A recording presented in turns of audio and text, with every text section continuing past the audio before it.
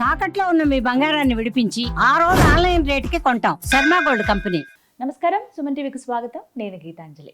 2026వ సంవత్సరంలో ద్వాదశ రాశుల వారి జాతక ఫలితాలు ఏ విధంగా ఉండబోతున్నాయి తెలుసుకుందాం. వివరించేందుకు ప్రస్తుతం మనతో పాటు ఉన్నారు భారతీ శంకర పీఠం వ్యవస్థాపకులు, ప్రముఖ ఆధ్యాత్మికవేత్త బ్రహ్మశ్రీ అన్నవరపు తిరుపతిమూర్తి అవధాని గురువు గారు. వారితో మాట్లాడదాం. గురుగారు నమస్కారం అండి. ఓం శ్రీ మహాగణాధిపతయే నమః. గురుగారు, 2026 కర్కాటక రాశి వారి జాతక ఫలితాలు ఏ విధంగా ఉండబోతున్నాయి? కర్కాటకం తంతే బూరెల బుట్టలోనో గారెల బుట్టలోనో పడ్డారంటారు చూసండి, ఆ స్థితి రాబోతుంది వీళ్ళకి. గత కొంతకాలంగా కష్టం కష్టం కష్టం కష్టం కష్టం చేశారు. ఫలితం రాకపోయినా కష్టాన్నే నమ్ముకొని నిలబడ్డారు. ప్రతి మనిషికి అడిగిన వాళ్ళకి అడిగినట్టుగా సహాయం చేసుకుంటూ వచ్చారు. తినడానికి వీళ్ళ ప్లేట్లో గంజినీళ్ళు కూడా దొరకని పరిస్థితి కూడా వీళ్ళు చూశారు. కానీ అన్నిట్లో నుంచి కూడా అమ్మయ్య, చాలా కాలం తర్వాత ఇవాళ నేను మనస్ఫూర్తిగా నవ్వాను, చేతి నిండా అన్నం కలిపాను, కడుపు నిండా అన్నం తిననేటువంటి రోజులు వాళ్ళకి రాబోతున్నాయి అమ్మా. అది నాకు చాలా సంతోషంగా ఉంటుంది. నా కర్కాటక రాశి వాళ్ళతో సంబంధాలు లేవు, భేదాలు లేవు, ఏమీ లేవు. కాకపోతే ఏంటంటే తన స్వభావం, తన ఏ రాశి నుంచి ఏ రాశి వారికి కష్టంగా ఉందని చెప్పాలంటే మాకు కష్టంగానే ఉంటుందండి. ఎందువల్లంటే మాకు ఆ రాశి వాళ్ళకి తగాదాలు లేకపోయినప్పటికీ కూడా, వాళ్ళెవరో మాకు తెలియకపోయినప్పటికీ కూడా ఇన్ని కష్టాలు వాళ్ళు పడుతున్నారా అని బాధేస్తుంది చెప్పాలంటే. అలానే ఒక రాశిలో కాస్త యోగవంతంగా ఉంది అని చెప్తే చాలా మాకు కూడా. మీరు ఎప్పుడో ముఖం గమనించండి, ఈ రాశి వాళ్ళకి చాలా బాగుంటుంది అన్నప్పుడు ముఖంలో ఒక రకమైన కాంతి వచ్చేస్తుంది. ఈ రాశికి ఏదైనా ఇబ్బంది కలుగుతున్నప్పుడు ముఖం కూడా అలానే తెలియకుండా మారిపోతాయి అవి. అదేంటంటే మనం చెప్పేటప్పుడు ఎవరి యందు ప్రేమతో చెప్పము, ఎవరి యందు ద్వేషంతో చెప్పము. వాళ్ళకి నడిచి నడవడిక గురించి మాట్లాడతాం కాబట్టి ఆ నడవడికలో కర్కాటకం విశేషంగా ఉంది. వీళ్ళకి సాధ్యమైనంత వరకు మోసపోవటం అలవాటు. ఎవరిని ఏమైనా చెప్తే వాళ్ళ మాట విని అత్యేష్టం ఇచ్చేయటం అలవాటు. చాలా దెబ్బలు. ఒక ఇనుము సుత్తి పెట్టి ఇంకొక ఇనుము మీద కొట్టి కొట్టి కొట్టి కొట్టి కొట్టి పెడితే చక్కగా పదులవుతుంది చూశారండి. అలా తయారయ్యారు ఇప్పుడు, దెబ్బలు తిని తిని తిని తిని తిని. బట్ వాళ్ళకి మంచి రోజులు అనేటువంటిది ఈశ్వరుడు యొక్క పరిపూర్ణ అనుగ్రహం వలన ఇంతకాలము పడ్డటువంటి కష్టానికి ఫలితంగా ఈ 90 రోజులలో వాళ్ళు ఒక మంచి యోగాన్ని చూడబోతున్నారు.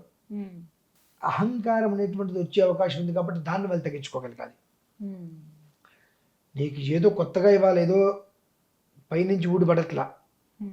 ఏదైతే నువ్వు నష్టపోయావో, నువ్వు బాధపడ్డావో, ఎదురు చూశావో, ఆ ఎదురు చూపుకి శుభ ఫలితం, ఆ మిశ్రమమైన శుభ ఫలితాన్ని నువ్వు తీసుకుంటున్నావు. కాబట్టి దాన్ని ప్రసాదంగానే నువ్వు స్వీకరించు.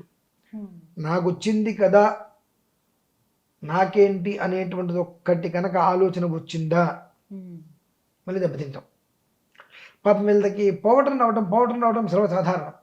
కాకపోతే ఈసారి వచ్చేటువంటిది నువ్వు జాగ్రత్త పడితే నిలిచిపోతుంది, నిలవబడుతుంది.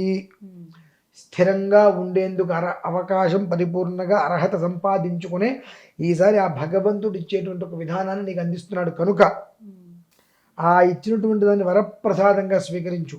ఇవాళ శుక్రవారము, ఇవాళ నేను ముట్టుకోను, ఇవాళ శనివారము, ఇవాళ నేను ఇవ్వను, ఇటువంటి పదాలు రాకుండా నీ దగ్గరకు వచ్చినటువంటి దాన్ని ప్రసాదంగా నీ దగ్గర నుంచి పంపించేయాల్సిన దాన్ని నిరుపయోగమైంది మన దగ్గర ఉంది అన్నట్టుగా నువ్వు తీసేయగలిగితే చాలా అద్వితీయమైనటువంటి యోగం భగవంతుడు ఇవ్వబోతున్నాడమ్మా.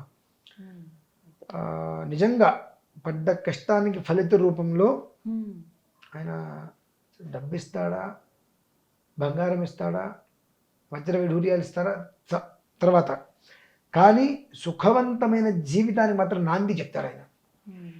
ఎంతున్నా తృప్తి సుఖం లేకపోతే అనవసరం మనిషికి.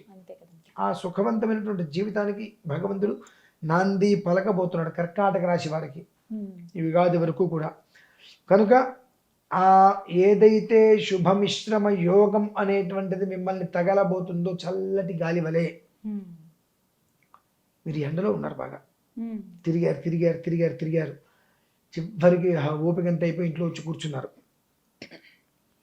మీ పక్కన గది ఉంది మీ వెనకాల, ఆ గదిలోంచి పిల్లలు తలుపు తీయంగానే ఆ అలసిపోయి వచ్చినటువంటి శరీరానికి ఆ గదిలోంచి ఆ ఏసీ తగిలితే ఎలా అయితే ఒకసారి ప్రాణం లేచిస్తుందో అలా భగవంతుడు మీకు యోగాన్ని ఇవ్వబోతున్నాడు.